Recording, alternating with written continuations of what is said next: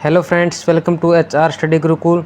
तो आज है हमारी इंडियन ज्योग्राफी की क्लास नंबर 13। और आज की वीडियो में हम करने वाले हैं भारत के वनों से संबंधित कुछ महत्वपूर्ण प्रश्न जो कि एग्ज़ाम में आए हुए हैं और बहुत ही इम्पोर्टेंट प्रश्न हैं। तो चलते हैं हमारे आज के प्रश्नों की तरफ, बने रही वीडियो के एंड तक। हमारा सबसे पहला प्रश्न है, देखो, कुछ भी पढ़ने से पहले, अगर आप भूगोल पढ़ रहे हैं तो कुछ भी पढ़ने से पहले, भूगोल में कोई भी टॉपिक करने से पहले आपको मैप से समझना बहुत आवश्यक है। देखो, पहले तो आप ये समझ लो कि वनों के कितने प्रकार होते हैं। आपके जो वन होते हैं वो कितने वन होते हैं, देखो यहाँ पर हैं। एक होता है सदाबहार वन, मानसूनी वन, शुष्क वन, ठीक है।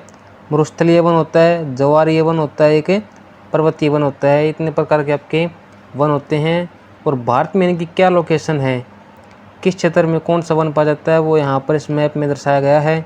जो आपका सदाबहार वन है, सदाबहार वन आपका यहाँ पर देखो, ये रहा सदाबहार वन है आपका। एक मिनट, यहाँ पर आपका सदाबहार वन। और कहाँ पर देखो, ये ऐसे यहाँ पर है, ठीक है। इसके बाद आपका कौन सा आता है, मानसूनी वन। मानसूनी वन कौन से हैं, देखो ये रहे मानसूनी वन। ये आपके कौन से मानसूनी वन है, ठीक है। ये आपके क्या है, मानसूनी वन है यहाँ पर, ठीक है। और कहाँ पर है ये, इस एरिया में मानसूनी वन है आपके। थोड़ा छोटा कर लेता हूँ मैं, हाँ यहाँ पर।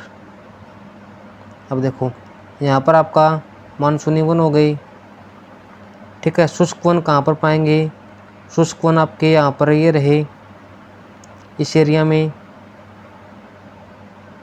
शुष्क वन आपके इस एरिया में ये रहे, देखो यहाँ पर, ठीक है। ये इनकी लोकेशन है। उसके बाद देखो, उसके बाद आप कहते हैं मरुस्थलीय वन। मरुस्थलीय वन आपका यहाँ पर एक गुजरात साइड में, राजस्थान की तरफ आपके शुष्क वन है। फिर ज्वारीय वन, ज्वारीय वन आपका देखो यहाँ पर है, ये रहा एक। तो यहाँ पर आपके ज्वारीय वन है समुद्र के साथ में, ठीक है। उसके बाद आता है पर्वतीय वन। पर्वतीय वन आपके अरुणाचल प्रदेश में होंगे और जम्मू कश्मीर में यहाँ पर ऐसे वन देखने को मिलते हैं। ये आपको ध्यान में रखने हैं। आप चलते हैं हमारे प्रश्नों की तरफ भाई। सबसे पहला प्रश्न है, राष्ट्रीय वन नीति के अनुसार पर्यावरण की दृष्टि से देश में कम से कम कितने प्रतिशत क्षेत्रों पर वनों का आवरण आवश्यक है। तो जो इसका सही आंसर है वो है ऑप्शन सी, 33% भाग पर वनों का आवरण होना आवश्यक है। इसी के अनुसार, राष्ट्रीय वन नीति के अनुसार, पहाड़ी क्षेत्र 60% होना चाहिए और मैदानी भाग 20% होना चाहिए। सॉरी, कितने होना चाहिए, 20% होना चाहिए, ठीक है। ये भी आपको ध्यान में रखना है। इससे अगला प्रश्न है, भारतीय वन सर्वेक्षण विभाग का मुख्यालय कहाँ पर है। भारतीय वन सर्वेक्षण विभाग का मुख्यालय कहाँ पर है आपका, देहरादून में है, ठीक है। कहाँ पर है, देहरादून में है। ये आपको ध्यान में रखना है। इससे अगला प्रश्न है, राष्ट्रीय पर्यावरण शोध संस्थान।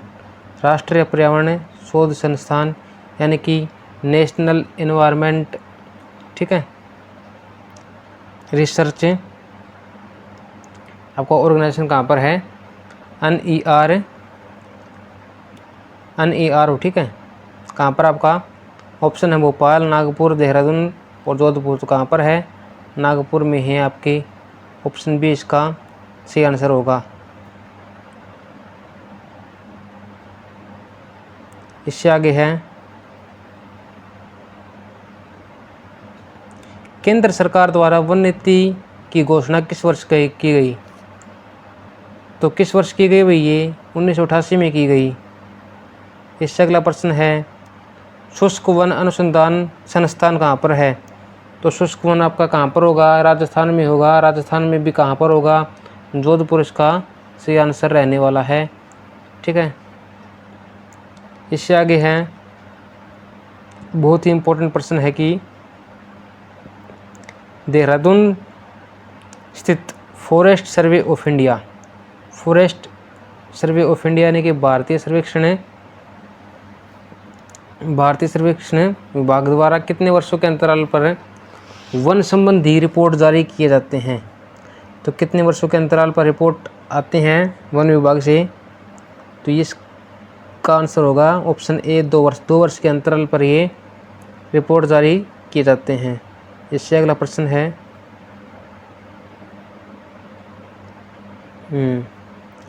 देश में सर्वाधिक वन किस राज्य में है?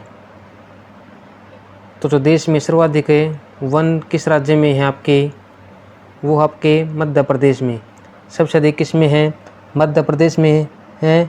उसके बाद आपके अरुणाचल प्रदेश में है। ठीक है, उसके बाद आपके छत्तीसगढ़ में है, उसके बाद उड़ीसा में है और उसके बाद आपके महाराष्ट्र में है। अगर आपसे पूछे कि मध्य प्रदेश में लगभग कितने वर्ग किलोमीटर में वन है, तो ये आपको ध्यान में रखना है 77,482 वर्ग किलोमीटर।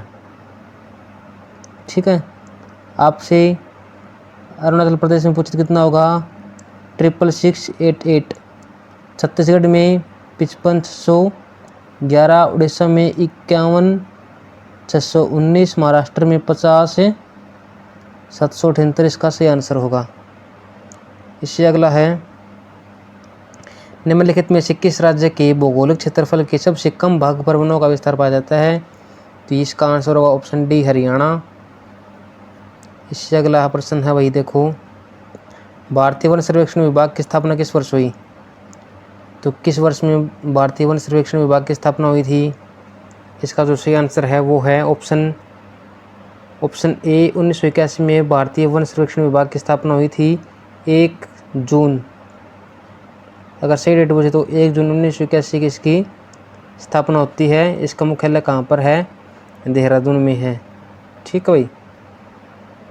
इससे आगे है वनों की सुरक्षा के लिए स्वतंत्रता प्राप्ति के पश्चात सर्वप्रथम किस वर्ष सरकार द्वारा वन नीति की घोषणा की गई? तो भाई किस वर्ष की गई स्वतंत्रता प्राप्ति के पश्चात? ऑप्शन है 1950 में, 1950 में, 52 में, 56 में या फिर 81 में। तो जो इसका सही आंसर होगा वो ऑप्शन बी 1952 में वन नीति की घोषणा की गई। इससे आगे है भारत में किस वर्ष में पर्यावरण संरक्षण अधिनियम पारित किया गया?